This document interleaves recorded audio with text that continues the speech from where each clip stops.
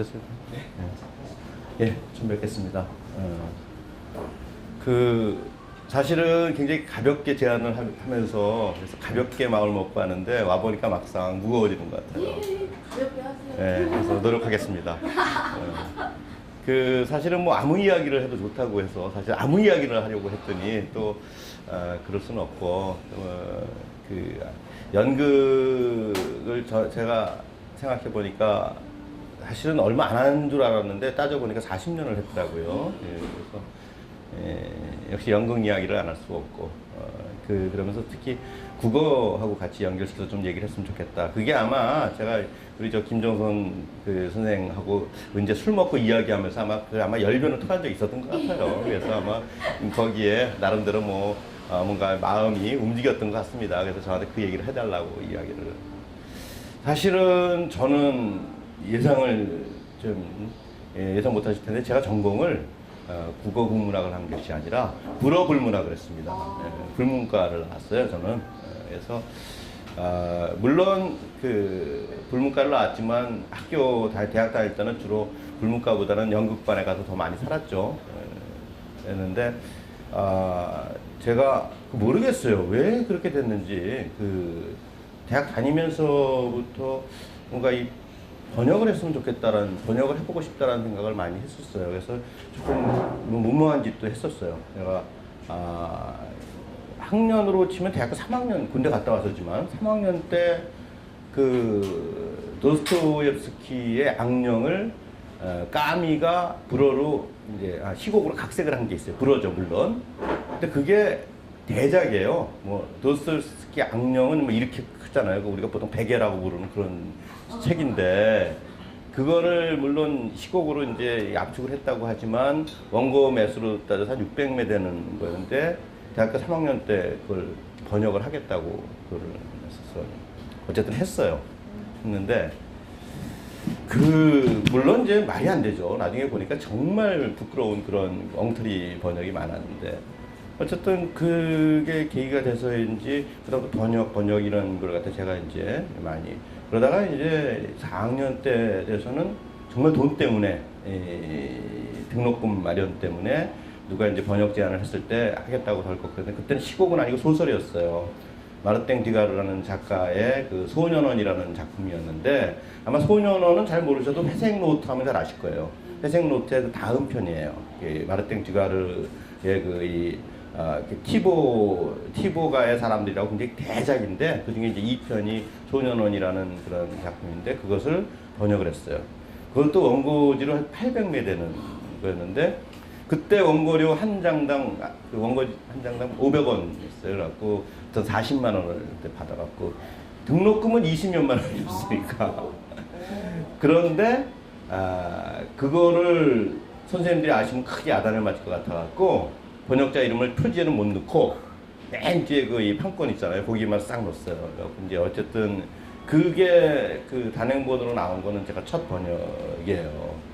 근데 그러면서 아마 제가 그 말에 대해서 많은 관심을 가졌던 것 같아요. 근데 이제 운명이라 그럴까. 그런 다음에 제가 이제 대학원에 진학을 하게 됐는데 역시 또 돈 때문에 취직을 했어요. 어디 취직을 했냐면은 제가 이제 연세대학교를 나왔는데, 거기 연세대학교에 한국어 학당이라고 있었어요. 이게 이제 원래는 외국 선교사들한테 한국어 가르치기 위해서 만든 기관인데, 그게 어쩌다 보니까 이제 80년대쯤 돼서는 완전히, 이 한국어를 배우는 외국 사람들한테는 최고의 인기 학교가 됐던 거예요. 그래서, 제가 대학원 들어가면서 이제 어쨌든 등록금 마련해야 되고 하니까 거기 취직을 하게 됐어요. 근데 가서 보니까, 제가 외국인들한테 한국어 가르치는데 소질이 있더라고요. 저도 깜짝 놀랐어요. 내가 그렇다고 외국어를 가르치는 거 아니에요. 한국어를 가르치는 거예요. 외국인 처음에는 정말 아무것도 모르는 외국 사람들, 안녕하세요부터 시작을 해서 어쨌든 가르치는 거거든요. 절대로 외국어 쓰지 말라고 하는데 사실은 저급에는 써요. 할 수 없이 쓰는데, 어쨌든 저는 어쩌다 보니까 금방 제가 좀 이제 말도 빠르고 이러니까 저급에는 적당하지 않다고 생각했는지 고급을 이제 맡겼는데, 어쨌든 이 고급 학생들하고 제가 잘 맞아 떨어져 갖고 굉장히 어쨌든 인기 강사가 됐어요. 그런데 그렇게 이제 알바로 시작한 거죠. 82년에 아르바이트로 시작한 그 이 외국인들한테 한국어 가르치는 일을 제가 그때부터 시작해서 12년을 하게 됩니다. 94년까지 하게 되는데 그때는 테이프, 그러니까 이런 뭐 이렇게 회화 테이프 이런 것이 없을 때예요. 근데 제가 연세대학교 한국어학당에서 그거 다 만들었어요. 그래서 제가 근데 왜 제가 그 테이프를 다 만들게 되느냐면은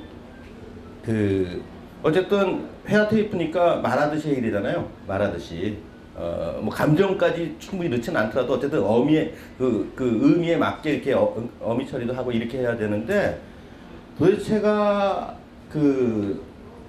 한국어를 가르치는 선생님들인데도 불구하고 그걸 제대로 하는 사람이 없는 거예요. 이 마이크를 앞에 딱 이제 녹음한다고 녹음실 마이크가 있으면 벌써 억양이 이상해져 버리는 거예요, 이게. 그런데요, 묘하게도요, 여선생님들은 좀 해요. 남자들은 절대 안 되는 거예요. 그래서 여선생님 중에 한 절반 정도는 하는, 그래도 그 억양이 그 의미에 맞게 나오는데 남선생님들은 절대 안 돼요. 그래서 여선생님들 파트너를 바꿔가면서 제가 혼자 다 녹음을 했어요. 그래서 어쨌든 처음으로 이제 그 한국어 회화 테이프가 생긴 거죠.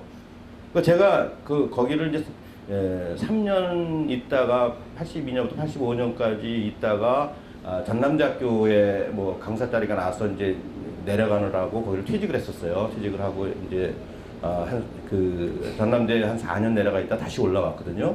다시 올라와서 참 어떻게 그렇게 됐는지 복직을 했어요. 거기를 받아줬어요. 저를 퇴직 사표 내고 나가서 받아줬는데 갔더니 그 외국인들이 저를 보면서 하는 뭐 얼굴 보고 모르는데 목소리를 딱 듣는 순간 테이프 선생님.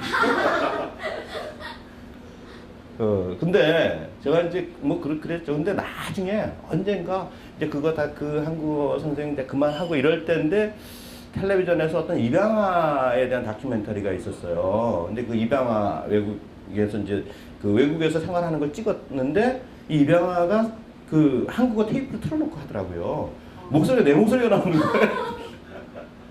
그러니까 그 테이프들이 흘러서 그렇게 막 돌아다닌 거예요. 그렇게 된 거죠. 근데 이제 어쨌든 그렇게 해서 제가 그거를 나중에 이제 또 그 연세대학교 한국어학당에서 분규가 생겼었어요. 분규가 생기고 하면서 이제 저는 어쨌든 그런 분규가 생기면 꼭 이상하게 배우 조정으로 이렇게 찍혀갖고 어쨌든 잘렸어요. 잘려갖고 시사영어사에서 이제 그 한국어 프로그램을 만들면서 이제 스카웃을 해놨어요. 그래갖고 시사영어사에서 이제 좀 있었는데 그게 하여튼 90년대 초예요. 근데 이제 제가 92년에 박사 논문을 끝냈어요. 92년 2월에 이제 졸업을 하고 나니까 박사 논문 쓰고 나니까 이제 마음이 편해져서 대학로에 다시 나가서 다시 연극을 막 시작을 했어요. 시작했는데 그때 시사영어사에서 제가 그 한국어를 가르칠 때요. 근데 어떻게 되냐면요. 낮에는 시사영어사에서 외국인들을 가르치고 밤에는 대학로에 와서 한국 배우들한테 화술 클리닉을 하게 되더라고요. 참 묘한 게 저는 국어 국문과를 나온 것도 아니기 때문에 정말 한국어를 막 본격적으로 뭐 스타디를 한 것은 아니었어요. 다만 외국인들을 가르치기 위해서 처음으로 문법을 공부를 한 거죠. 그러면서 그 국어에 대해서 굉장히 많은 것을 갖다 알게 됐는데 그냥 일반적인 한국인으로 살 때는 깨닫지 못했던 것을 외국인들을 가르쳐서 굉장히 많이 깨달았어요. 예를 들어서 우리는 5시 10분, 6시 10분 이상합니까? 이상하지 않습니까? 하나도 이상하지 않죠? 네. 외국인들한테 정말 이상한 말이에요. 6시 10분. 여러분들 왜 이상하다고 하는지 혹시 느끼셨어요? 6시 10분. 말씀해 보세요. 6시 10분이. 응? 서수랑 기수. 서수기수라기보다는 어쨌든 어쨌든 무슨 뜻으로 하시는지 알고. 하나, 둘, 셋, 넷, 다섯, 여섯이라는 숫자가 있고 1, 2, 3, 4, 5, 6, 7이 있죠. 하나, 둘, 셋, 넷. 이걸 우리가 이제 외국인들 가르칠 때는 영어로 퓨어 코리안이라고 해요. 퓨어 코리안. 순수한 한국어고 1, 2, 3, 4, 5, 6, 7을 말하는 차이니즈 캐릭터라고 해요. 그 한자식 숫자. 우리 두 개 다 쓰잖아요. 그런데 왜 6시 10분이냐. 6시 10분이라고 안 그러고 또는 6시 10분이라고 안 그러고 왜 6시 10분이라고 해야 되느냐. 그거 생각 못 해보셨죠? 우리는 하나도 이상하지 않잖아요. 외국인들한테 너무 이상한 거예요. 너희 나라는 왜 이러냐? 맨 처음에는 왜 이러냐고 질문하는 거 같고 뭐가 어때서 그러냐? 근데 정말 이상한 거예요. 그런 걸 깨닫게 된 거죠. 그냥 한국인으로 살 때는 절대 깨닫지 못하는 것을 외국인들이 가르치면서 그런 것들이 굉장히 많습니다. 우리는 아무 뜻 없이 쓰는데 그 사람, 그러니까 예를 들어서 뭐 하더니 있잖아요. 하더니 우리는 아까 비가 오더니 이제는 또 뭐 눈이 오네. 뭐 이게 하잖아요. 그런데요, 다 우리가 설명한 문법 원칙에 다 맞춰서 썼는데 이상한 거예요.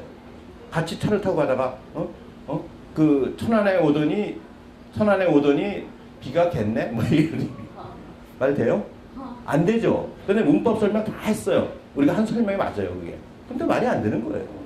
그러면 이제 또 고민을 해야 되는 거예요. 왜 틀렸을까, 이게?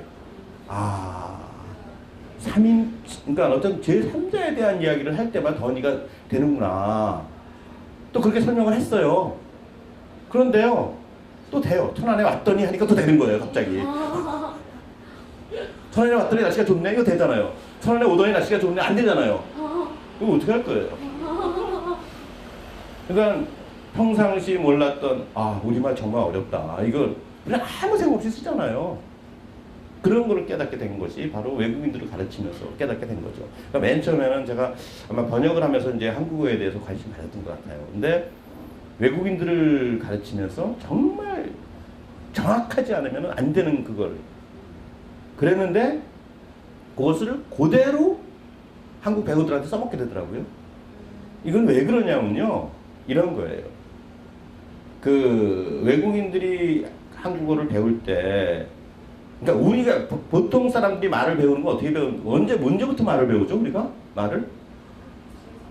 3살 때부터? 아니에요. 뱃속에서부터 배우는 거죠. 뱃속에서 엄마 소리 계속 듣잖아요. 엄마 소리 듣죠, 아버지 소리 듣죠, 할머니 소리 다 듣고 사는, 여기 애들이 뱃속에 다 듣는다고요. 그게 태어나서도 계속 듣는 거거든요. 반복에 의해서. 그러니까 문법으로 가르친 거 아니거든요. 반복에 의해서 계속 맨 처음에 틀리게도 막 말하잖아요. 근데 반복에 의해서 옳은 걸 알게 되고, 이렇게 문법으로 가르치는 게 아니라 반복에 의해서 터득하는 거거든요. 말은 그렇게 배우는 것이 이제 네이티브 랭귀지라는 거 아닙니까? 네이티브 랭귀지는 그렇게 배웁니다. 그런데 네이티브 랭귀지가 아닌 외국어는 어떻게 배웁니까? 하나하나 따져가면서 이게 주어고 동사고 이렇게 되는 거야. 요 말 다음에 이 말이 와야 되는 거야. 그 천안에 오더니는 말이 안 되고 천안에 왔더니는 되는 거야. 그러니까 자기 얘기에 대해서는 뭐 이런 식으로 하나하나 따져가면서 이걸 배운단 말이죠. 그러니까 그 말을 한다는 것이, 말을 할 수 있는 능력은 갖고 태어나지만 말은 후천적으로 배우는 거예요. 배우는 거지만 거의 선천적인 본능처럼 들어가 버리는 거죠. 직관. 그러니까 우리가 생각하고 말하지 않아요. 그냥 생각하면 바로 나와버린단 말이죠. 이렇게 따져서 말하지 않는단 말이죠. 그냥 요거 시간을 우리가 측정을 할 수가 없어. 그냥 거의 동시에라고.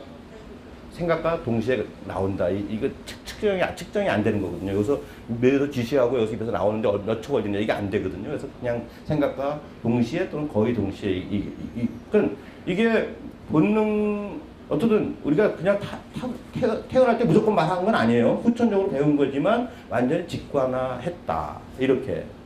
그러니까 따지지 않고 툭 말할 수 있게 되어 있다. 이런 거예요. 그렇게 직관화했기 때문에 아까 6시 10분에 잘못된 점을, 이상한 점을 절대 발견할 수 없다는 얘기죠. 그런데 외국어는 그런 직관이 통하지 않습니다. 그러니까 문법에 의해서 배워갖고 하나하나. 그걸 보통 우리가 14살 정도로 보죠. 14살 이전에 배우면은 그런 식의 반복에 의해서 그냥 배우게 되는데, 14살이 넘어버리면은 머리가 굳어버려갖고 그렇게 문법에 의해서 하나하나 따져서 배워야 되고, 그렇게 문법에 의해서 하나하나 따지면서 배웠을 때는 한계가 있다. 절대로 완벽하게 될 수 없다. 네이티브처럼 될 수가 없다. 그래서 한국에 와서 10년 동안 선교 활동을 한 목사님이 있고, 그의 아들 5살짜리가 있을 때 많은 거를 그 아들이 통역을 해줘야 돼요. 그러니까 그 목사님 부부가 있고 아이가 있어요. 같이 얘기하다가 목사님 얘 유치원 다녀요? 하면은 목사님은 벌써 못 알아. 예, 이렇게 하는데 얘는 병아리 반이요, 이렇게 얘기해요. 그건 한국말 배운 지금 그 연도수를 따지면 2배인데도 불구하고 가르쳐 준단 말이죠. 그게 언어.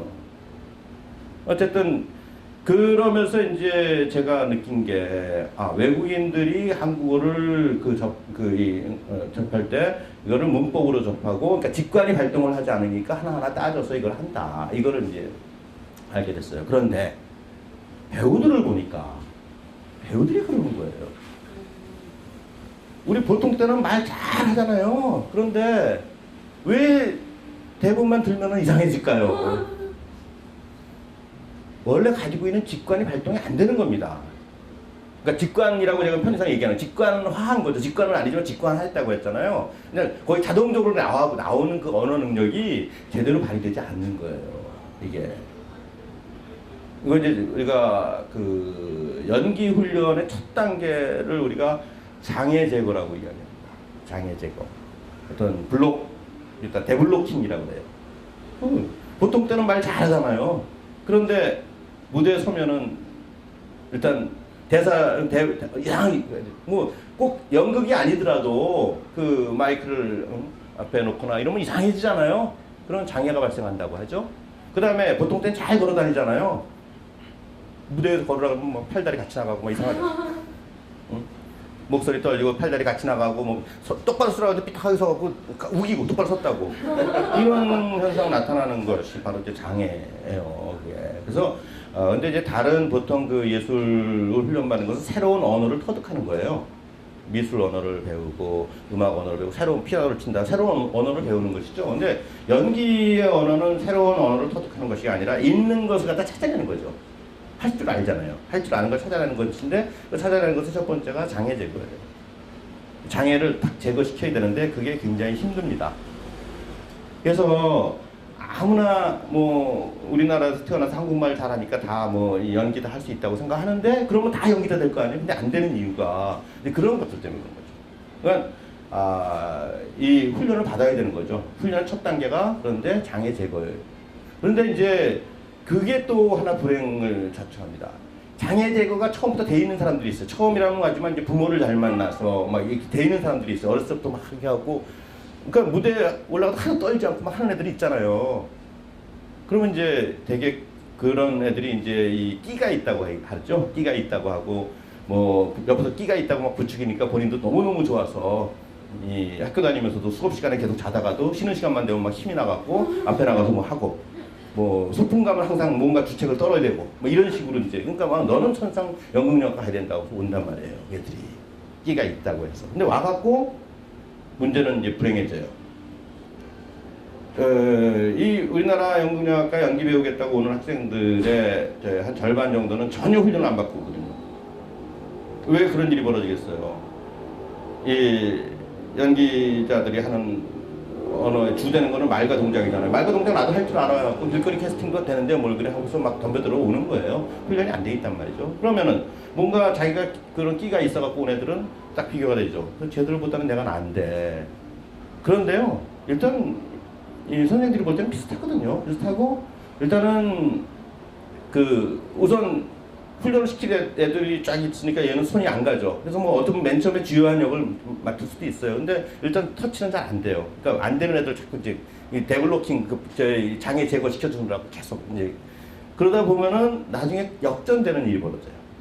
이게 뭐냐면은 장애 제거는 첫 단계일 뿐이지 그것이 연기의 다는 아니고. 그리고 장애 제거는 누구나 다 돼요. 시간이 지나면. 그런데 어떤 사람은 이미 돼 있는 사람이 있는 거고 어렸을 때 자기도 모르게. 어떤 사람은 굉장히 힘들고 자아가 강하고 이런 건 더 힘들죠. 그런데요, 계속 하다 보면 어느 순간 탁 깨져요. 그런데 논리적으로는 이렇습니다. 이론상으로는. 그 대학교 1학년 때 장애가 제거된 애가 있었고 대학교 4학년 때 장애 제거된 애가 있다. 누가 더 연기를 잘할까? 4학년 2학기 졸업 공연에서 누가 더 연기를 잘할까? 이론적으로 똑같습니다. 전제가 있어요. 그런데 둘 다 계속 노력했다요. 노력할 것이 있거든요. 장애 제거는 첫 단계고 그 다음에 분석 훈련을 해야 되죠. 자기가 표현할 수 있는 걸 자기 표현력 늘려야 되죠. 굉장히 훈련받을 게 많아요. 그런 걸 다 열심히 그 깊이를 더하기 위한 노력을 계속 했다 했을 때 4학년 2학기 때 1학년 때 장애 제거가 된 사람과 4학년 때 장애 제거가 된 사람을 비교해보면 4학년 2학기 때 보면 똑같다. 이게 이론적으로. 그런데 실제로는 어떠냐? 두 가지 케이스가 있습니다.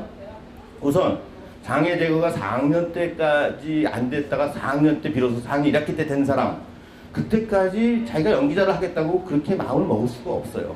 대부분 주위에서 넌 안 된다, 뭐 너는 끼가 없다, 소질이 없다, 재능이 없다, 이런 얘기를 듣고 포기하게 돼. 그래서 어떤 스텝을 하거나 아니면 딴 과로 전과를 하거나 이렇게 되는 거고, 좌절하는 거죠. 또 반면에 그 일찌감치부터 장애 제거가 있던 애는 선생님한테 일하는 때 보니까 자기가 잘하는 것 같고 막 이래요. 근데 시시해 보이고 딴 노력을 안 하는 거죠. 그것만이 다라고 생각하고 선생님도 별로 지적을 안 해줘요. 일단 되니까. 그러다가 점점 흥미를 잃어버려요. 열심히 안 해요. 이렇게 돼서 또 4학년 2학기 됐을 때 하긴 하지만 깊이가 없는, 재주는 있지만 깊이는 없는 이런 거고, 그런데 만약에 그렇게 장애제가 늦게 된 이 친구가 좀 둔하다는 건 좋은 의미의 둔하답니다. 그러니까 너는 재주가 없다, 너는 재능이 없다, 끼가 없다, 포기해라, 딴 집 찾아, 이런 얘기를 주위에서 많이 하는데도 그냥 둔해서 뭐 되겠지 뭐 이러고 했어요. 선생님이 시킨 대로 책도 읽고 뭐 어쨌든 분석도 하고 뭐 병원도 보러 다니고 이러다가 어느 날 어떤 계기에 탁 깨졌어요 이게. 그렇다면 그동안에 계속 노력한 것이 있기 때문에 이 사람이 훨씬 더 깊이 있는 연기를 할 수 있다는 얘기죠. 이 말하는 능력을 갖고 있는 거기 때문에요. 이것이 10시간을 투자했다고 깨지고 뭐 1시간 투자했다고 안 깨지고 이게 아니에요. 어느 갑자기 딱 깨질 수도 있는 거거든요. 그 벽이 허물어지는 것은. 마치 자전거 타는 능력이 어디 있나요? 자전거 배울 때 어땠어요? 저는 굉장히 힘들었어요. 자전거 배우는데. 자전거 배울 때 어떻게 해요? 쓰러지는 쪽으로 핸들을 돌리면 안 넘어진다고 하죠. 근데 어때요? 그 생각하면 벌써 넘어졌잖아요. 그런데 어느 날 저는 그렇게 배웠어요. 너무너무 힘든 거예요. 안 돼요. 미치겠어요. 다 타는데 못 하겠는 거예요. 근데 어느 날 우리 때는 자전거가 이렇게 흔하지 않을 때니까 자전거포에 가서 돈 주고 타야 되거든요. 시간이 있단 말이야. 1시간 빌렸는데 시간은 다가오는데 또 못 배웠어. 근데 또 돈 모아서 또 오려면 또 며칠 기다려야 되는데. 그런데 어느 날 그 친구가 뒤에서 확 밀었어요. 근데 나도 모르게 뒤에 붙잡고 있다고 생각했던 것 같아요. 그냥 갔어요. 하면서 갔어요. 그러니까 없어요, 뒤에. 간 거예요. 그 다음부터 탔어요. 굉장히 잘 탔어요, 제가. 자전거 굉장히 잘 타요, 지금도. 그러니까 자전거 타는 능력은 어딘가에 있었던 거죠. 근데 그게 빨리 나오는 사람이 있고, 늦게 나오는 사람이 있고, 뭐 처음부터 되는 사람이 있고, 그냥. 그러니까 애들 배우는 거 보면, 요즘은 이제 자전거가 흔하니까, 어렸을 때 맨 처음에 4발 자전거로 타면서 그냥 자기들 모르게 배워버리는 거거든요. 우리 때는 그게 아니었거든요. 그런 게 없었으니까. 근데 그런 능력이 어딘가에 있다가 탁, 그런 것처럼 우리가 이 연기를 하기 위한 기본이 되는 말하고 움직이는 거, 그러니까 무대 위에서 말을 자연스럽게 하고 자연스럽게 움직일 수 있는 것도 그런 어떤 오래 노력한다고 되는 것이 아니고 어느 날 갑자기 이렇게 되게 돼요. 저 같은 경우는 개인적으로 저는 대학교 1학년 때부터 연극을 했는데 선배들이 글쎄 뭘 보고 그랬는데 자꾸 연기를 시켜요 저를. 근데 되게 힘들어요. 안 돼요. 너무 힘든 거예요. 피곤해 죽겠어요 진짜. 그러니까 저는 연기도 하고 뭐 스텝도 다 했어요. 뭐 무대도 만들고 조명도 하고 뭐 다 했는데 하는 게 오히려 더 재밌는데 선배들은 자꾸 연기를 시켜요. 제가 뭔가 있어 보였던 모양이에요. 근데 어쨌든 2학년 때까지 하다가 너무나 힘들어서 이제 뭐 휴학을 했어요. 뭐 다른 이유도 있었지만 어쨌든 휴학을 하고 밖에서 그때는 대학생들이 밖에서 막 연출하고 그랬었어요. 그래갖고 간도 크지 세실 극장 지금 세실 극장이 그때 막 생겨서 세실 극장 생기고 두 번째 작품을 제가 연출을 했어요. 약간 3학년 나이죠. 그때 이제 장항준의 하녀들이라는 작품을 연출을 했는데 어쨌든 연출을 한 거잖아요. 연출을 하면서 막 이제 나중에 보니까 다 거짓말이었는데 어쨌든 막 지시를 해야 돼, 디렉션을 줘야 되잖아요. 하다 보면 답답하면 막 대사도 해가면서 그 연출을 하다가 어느 날 보니까 내가 말을 하고 있더라고요. 깨진 거예요. 그러고 나서 이제 복학을 했어요. 그 연출을 하고 복학을 해서 이제 대학교로 다시 갔는데 거기서 이제 또 일이 하나 벌어집니다. 서클룸을 갔어요. 서클룸 갔더니 선배가 연습을 시키고 있어. 선배 연출이 후배 이제 그 신입생 1학년짜리를 갖다 주연을 시켜갖고 이제 뭐 그 이오네스코의 수업이라는 작품을 연습을 하고 있는데 근데 제가 했더니 어우 반갑다 그러더니 야 이거 한번 읽어봐. 읽었어요. 읽었더니 갑자기 야 이거 안 되겠다 바꿔라. 그때 1학년짜리 그 수업의 그 교수 주연을 맡아서 하다가 저 때문에 쫓겨난 친구가 바로 내 마음의 풍금을 그 감독한 이영재 감독입니다. 근데 어쨌든 그 친구는 저 때문에 이제 그렇지만 2년 차이잖아요. 꼼짝 못하는 거거든요. 너무너무 무서운 선배니까 어쨌든 제가 그걸 했어요. 아마 그때 그거를 제가 끝까지 공연을 했으면은 아마 배우가 됐을 수도 있을 것 같아요. 굉장히 큰 역이었거든요. 이혼해서 그 수업이라는 작품의 교수 역할은 굉장히 큰 역할이에요. 근데 불행하게도 불행인지 다행인지 연습을 하는 중에 그 군대 신체검사 받으라는 통지가 왔어요. 근데 그때는 신체검사를 받는다는 게 무슨 의미냐면요. 징병검사가 아니라 신체검사라고 했어요. 신체검사를 받는다는 건 뭐냐? 바로 군대 끌려간다는 얘기예요. 이게 이제 특별히 이제 뭔가 문제가 있는 사람들, 교련이 F가 나와요. 그런 사람들만 이제 그런 식으로 갑자기 징병검사가 아니라 신체검사를 해서 이 등급 어느 정도만 이상이면 무조건 갑자기 데려가 버리는 그런 제도가 있었어요. 참 악법인데 어쨌든 그래서 닷새 만에 군대를 가야 돼요. 신체검사 받으면은 지금 받으면 바로 그 자리에서 영장을 줘요. 끝나면 닷새.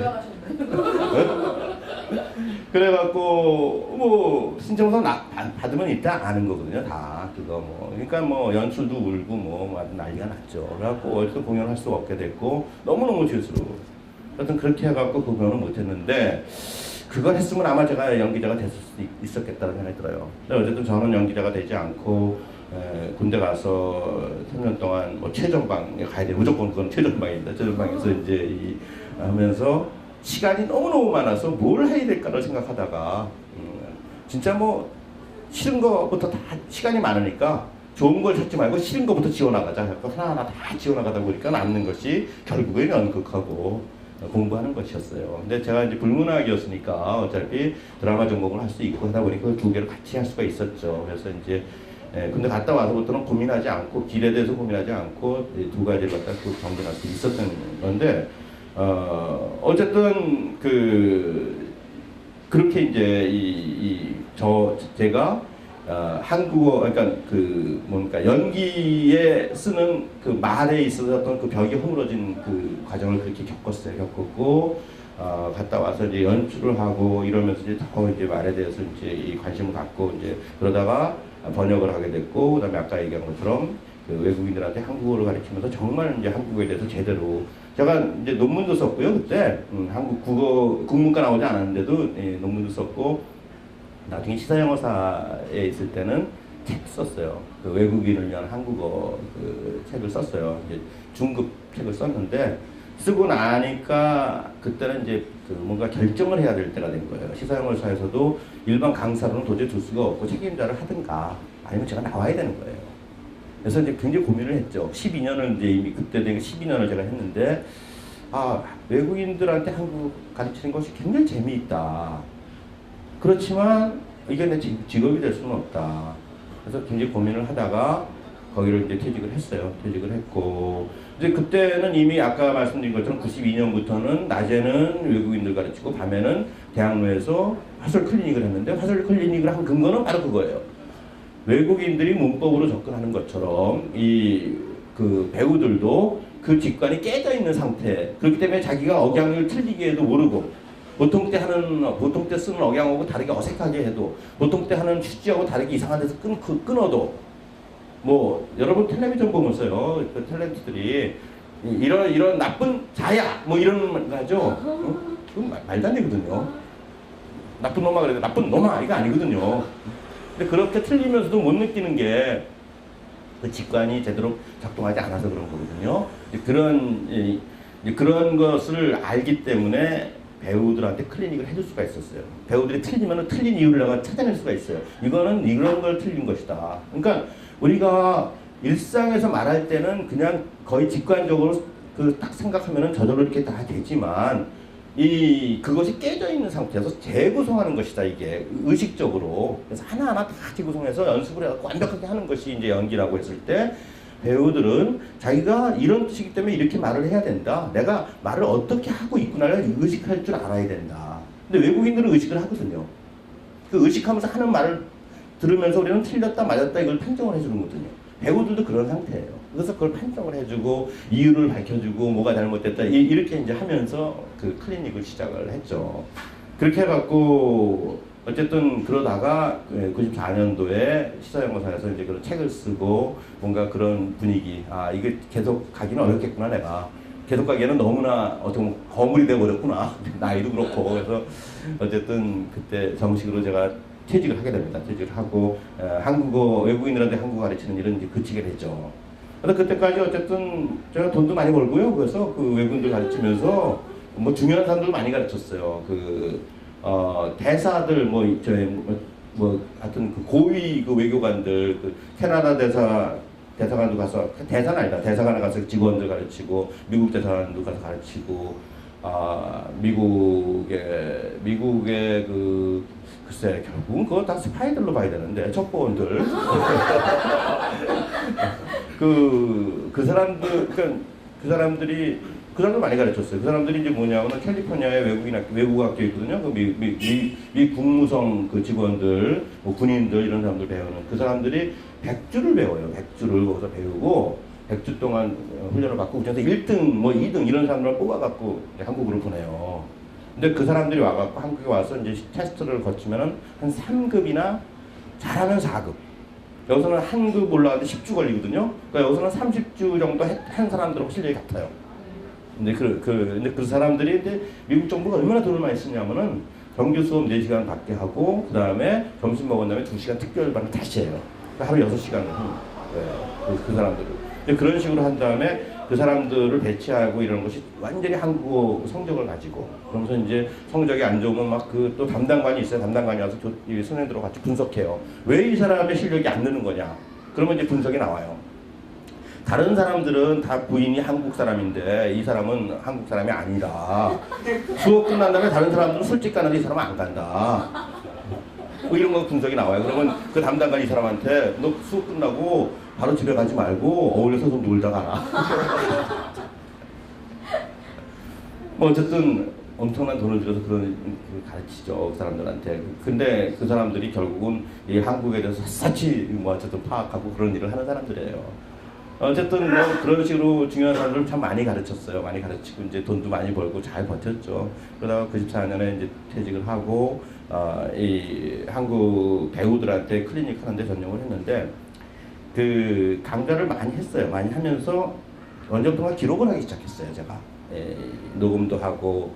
그런데 하다가 보니까 틀리는 게 다 똑같아요. 거의 반복이 되더라고요.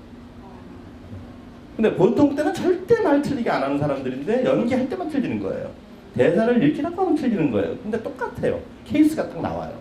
그래서 이제 그것을 한 몇 년 분석을 했어요. 분석을 해봤고 결국은 나중에 책을 제가 쓰게 되죠. 2000년대 초에 이제 배우의 화술이라는 책을 쓰는데, 그 내용은 그런 겁니다. 그러니까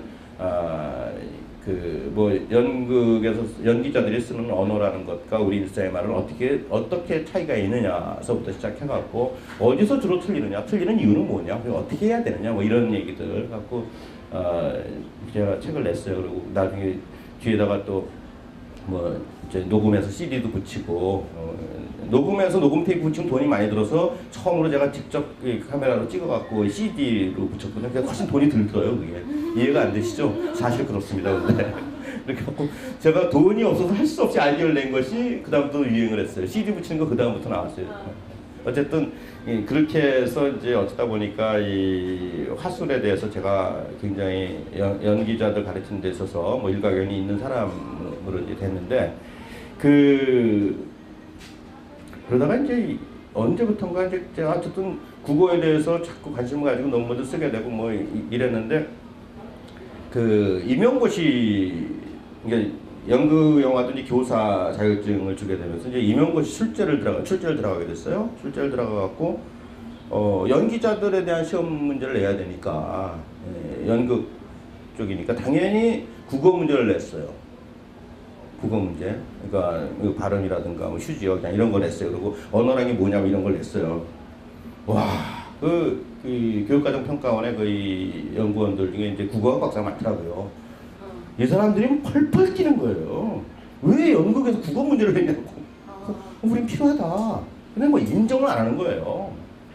뭐 그러면서 뭐 그러니까 그게 그 사람들이 오케이를 해주지 않으면 통과가 안 되거든요, 이게. 근데 그 시험 문제가 통과가 돼야 놀거든요. 출제 들어가면 이제 그런 거예요. 뭐 3주가 갇혀 있단 말이에요. 갇혀 있으니까 출제는 한 뭐 열흘이면 끝나요. 그 다음에는 시험지를 학생들한테 배부할 때까지 못 나오는 거거든요, 이게. 그때까지 갇혀 있는 거란 말이에요. 근데 그러니까 끝이 나야 되는데 나 때문에 끝이 안 나는 거예요. 뭐 같이 그때 이제 같이 출제 들어간 파트너가 영화 쪽에 조이문, 뭐 김준덕 선생, 뭐 또 연극제 김대현 선생, 근데 세 사람 다 나를 쳐다보고 있는 거예요. 그래서 결국은 어쨌든 포기를 했어요. 국어 문제 내는 걸 포기하고 뭐 일반적인 연극 문제를 내서 이제 했는데, 그러면서 제가 이제 그러고 나서 얼마 후에 한혜종 연극원에서 뭐 세미나를 한다고, 화술 세미나를 한다고 오라고 그래서 갔어요. 가서 이제 저도 발제를 하고, 근데 거기에 누가 오셨냐면은 그때 아마 무슨 객원 교수점으로 와 계셨던 것 같아요. 이연복 교수님이라고 음성학회 회장하시던 분이 있어요. 그리고 발음사전이라든가 이런 중요한 작업을 많이 하신 분이에요. 한국어에 대해서. 그러니까 거의 독보적인 분이에요. 그분이 이제 오셨어요. 연세가 많으신 분이에요. 그래서 제가 발제를 할 때 내용에 연극이 국어와 같이 가야 된다는 얘기를 굉장히 강조를 했거든요. 여러 가지 이해를 들어가면서 했더니 끝나고 이분이 저한테 선생님, 당연한 이야기입니다. 연극이 국어랑 같이 가야 되는데 언제부턴가 연극과 국어가 지금 헤어져 있습니다. 어떻게 된 거냐면요, 80년대 초까지 연극영화과를 나오면 국어교사 자격증을 줬어요. 그래서 연극영화과 출신 국어교사가 우리나라에 몇 명 계십니다. 한 10분은 안 될 것 같아요. 계세요. 그런데 80년대 초반에 국어교사 자격증이 없어집니다. 연극영화과. 교사 자격증 자체가 없어지고 99년 99학번부터 이제 부활이 되는데, 그때는 국어교사 자격증이 아니라 연극영화 교사 자격증입니다. 근데 공식적으로 그러니까 국어하고 연극이 갈라지는 것이 80년대 초입니다. 그 전까지는 당연히 연극과 국어는 같이 있는 것이다라고 그렇게들 다 생각이 있었던 거예요. 그건 연극이 국어 교육에 굉장히 도움이 아니라 그냥 국어 교육의 중요한 부분이다라고 다 알고 있었던 거예요. 그런데 너무 오랫동안 떨어져 있다 보니까 이제는 젊은 학자들은 이해를 못하는 거죠. 국어 교육하고 연극이 무슨 관계가 있느냐. 그런데 그거는 이제 원로 교수께서 그걸 알고 계셨던 거예요. 그러니까 그것에 답답함을 얘기하시더라고요. 당연히 연극과 같이 가야 됩니다. 왜 그러냐면요, 이런 거예요.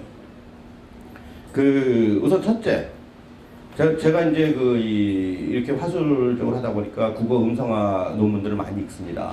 많이 읽어보면요, 명백히 틀린 것들이 나와요. 그런데 쓴 분들은 굉장히 훌륭한 학자인데도 그 이유는 몰라요. 저희는 금방 알 수 있어요. 이건 이 모습이구나. 뭐냐? 우리말에서 휴지라고 하죠. 오늘 나는 이럴 때 오늘 어떻게 돼요? 오늘 힘이 들어가죠. 오늘 나는 친구를 만나서 재밌게 놀았는데 이렇게 하죠. 다 힘이 들어가죠. 근데 이거 이제 보통 배우들이 하라 그러면 읽으라 그러면 오늘 나는 친구를 만나서 이렇게 떨어뜨려요. 근데 그거 틀린 거거든요. 근데 어쨌든 일반적으로 말할 때 몰래 채집해보면 다 정확하게 제가 얘기한 것처럼 힘을 탁탁 주고 있어요. 그리고 억양이 올라가는 건 아니에요. 친구를 만나서 이거 올라간 거죠. 친구를 만나서 떨어진 거죠. 둘 다 아니고 친구를 만나서 올리지도 않고 내리지도 않고 힘만 들어가는 거예요. 액센트가 들어가는. 그런데 이걸 기계로 측정해보면 살짝 올라가요. 힘을 주니까 살짝. 억양을 올린 건 아니에요. 만나서? 이건 아니거든요. 만나서 이렇게 되거든요. 살짝 올라가서 이것을 갖다가 언어학에서 음성학에서 오름조라고 얘기해요. 오름조. 이 오름조 현상에 대해서 어떤 분이 논문을 썼어요. 국어학 쪽에서 논문이 나와. 그걸 제가 읽었어요. 읽었는데 그러면 100이면 100 그렇게 나와야 되는데 아닌 것들이 자꾸 나오는 거예요. 이 양반이 그러니까 이게 아주 머리가 아픈 거죠. 결론은 미리 갖고 한 건데 이건 뭐 어떻게 보면 세계적인 현상이기 때문에 모든 언어의 공통 현상이기 때문에 결론으로 딱 나와야 되는데 그 실제로 녹음을 해서 나온 거는 자꾸 틀린 게 나오는 거예요. 그러니까 이 양반이 결국은 결론은 미리 있는 거고, 그러니까 억지를 써갖고 결론을 내버리더라고요. 근데 이유를 모르는 거죠. 그러니까 나는 이유를 알겠더라고요. 어떻게 채직을 했느냐, 그거를. 거기 나와요. 서울대 박사과정에 다니는 30대 중반의 서울 출신 남성에게 읽게 했다. 아주 좋죠. 우리가 표준말 할 때 뭐 요즘은 그 좀 다르지만 옛날에는 서울의 중산층이 쓰는 그걸 표준말이라고 했단 말이에요. 그러니까 그 기준에 대충 맞잖아요. 그런데요, 아까 제가 얘기했잖아요. 그 외국인들한테 한국어를 가르쳐서 소위 한국어 선생들도 녹음할 때 읽어보시오 하면은 억양을 의미에 맞게 정확하게 하는 사람이 남자는 저 하나밖에 없었고 여자는 한 절반 정도 됐다라고. 어려워요, 그거. 지금 마찬가지로 여러분들한테 읽으라고 했을 때 의미에 맞게 하나님 못합니다. 그렇게 교육을 받지 않았어요. 마이크 들이대면은 게다가 이쪽 있잖아요. 자기 이름 될 때 몇 학년 몇 반 뭐 아무개입니다. 이거 그렇게 됐잖아요. 그리고 책 그 수업할 때 어떻게 배웠어요? 바두가 이게 오느라 배웠죠. 그러지 바두가 이렇게 안 배웠잖아요. 그런데 어떻게 되겠어요? 한 번도 교육받지 않고. 이거는 책을 보고서 읽을 때 그 의미에 맞게 억양을 하고 할 수 있는 훈련받아야 되는 거거든요. 배우들이 할 수 있는 거거든요. 배우들 잘 훈련받은 배우들이. 그런데 그것을 아니면 몰래 해야죠. 몰래. 근데 몰래 하는데 거기 나오는 문장처럼 말을 해주나요? 그러니까 할 수 없이 문장을 다 만들어갖고 읽어보세요 하고 녹음해갖고 맞는 거 틀리는 거 이걸 찾아낸단 말이죠. 보통 언어학 논문 쓸 때 그렇게 많이 하거든요. 외국인들이 한국어에 대해서 논문들 많이 써요. 쓸 때 그 한국 사람 네이티브니까 불러갖고 다 녹음해요. 이거 읽어달라고. 하고 OX 세모 막 이렇게 해갖고 이제 이 논문 쓰거든요. 근데 한국 사람한테 시켜서 그렇게 했다고 해서 제대로 나올 수가 없죠, 그게. 그러니까 모순이 된 거예요. 그러니까 억지로 부리는데 그것이 왜 그렇게 틀린 게 나오는지에 대한 분석이 안 돼요. 저는 금방 이거 당연히 못하지.